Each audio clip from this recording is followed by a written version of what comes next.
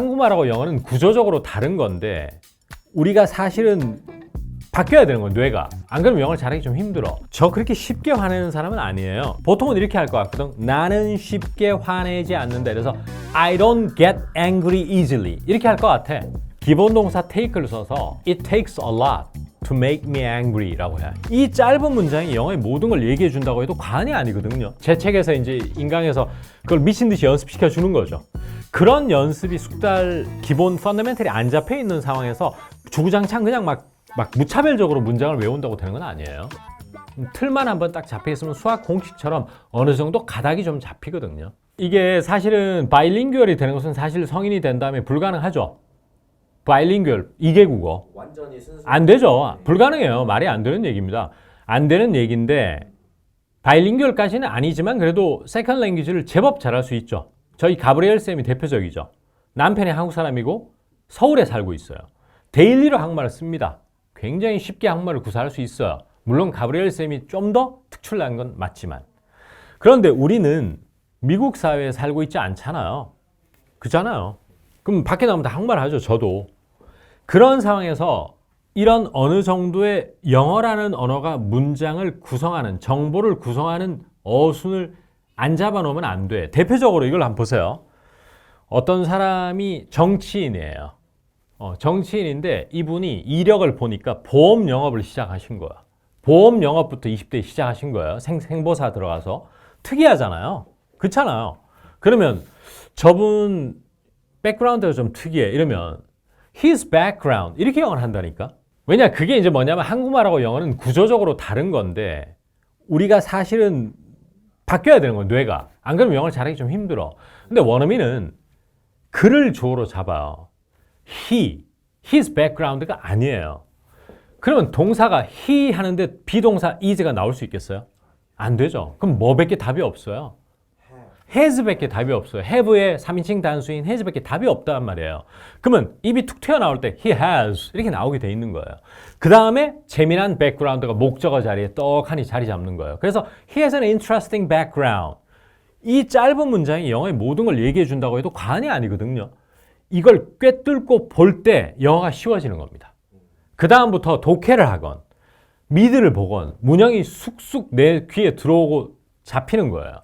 근데 이게 안 돼 있는 사람은 he has an interesting background 해석은 되지만 내 입에서는 다르게 나온다. 어떻게?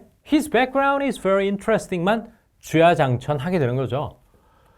어떤 사람은 또 댓글 달겠다. His background is interesting 쓰는 사람 원어민 봤고요. 그거 맞는 영어? 맞아요. 틀린 영어 아니에요. 하지만 의도가 그 사람에 대해서 설명할 때는 he라고 발화되는 게 맞거든요.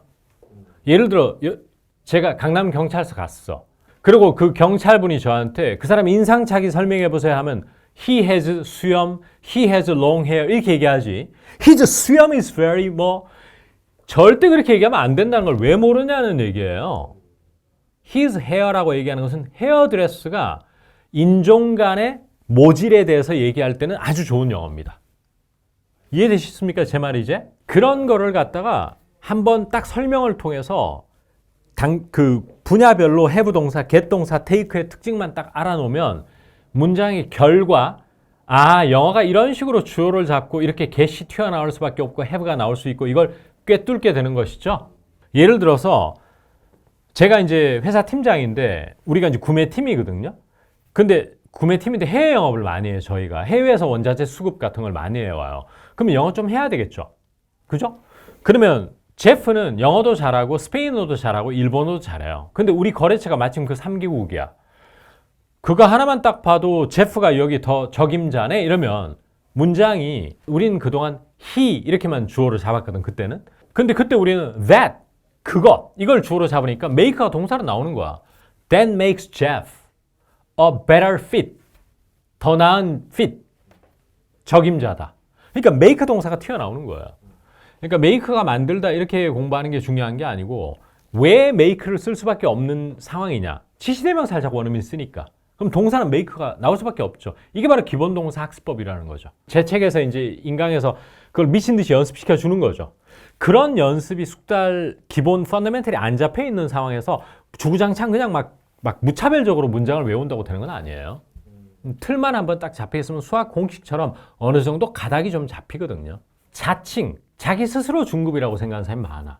사실은 중급이라고 말하기에는 영어 문장의 모양이 너무 한국식인데 단어는 좀 알아. 이디엄도 좀 알아. 영어 수업도 좀 들어서 표현은 많이 아는데 문장의 모양이 너무너무 한국식으로 계속 연거푸 내뱉는 사람이 시중에 너무 많아요. 그런 사람은 기본동사 공부할 필요가 있어. 잘 보세요. 예를 들어서 저 그렇게 쉽게 화내는 사람은 아니에요. 이렇게 얘기해. 보통은 이렇게 할 것 같거든. 나는 쉽게 화내지 않는다. 그래서 I don't get angry easily. 이렇게 할 것 같아. 저도 뭐 대부분 영작식 이렇게 할 것 같은데 저 웬만해서는 화 안 낸다. 이 말을 점잖게 오르면 어떻게 하는 줄 아세요?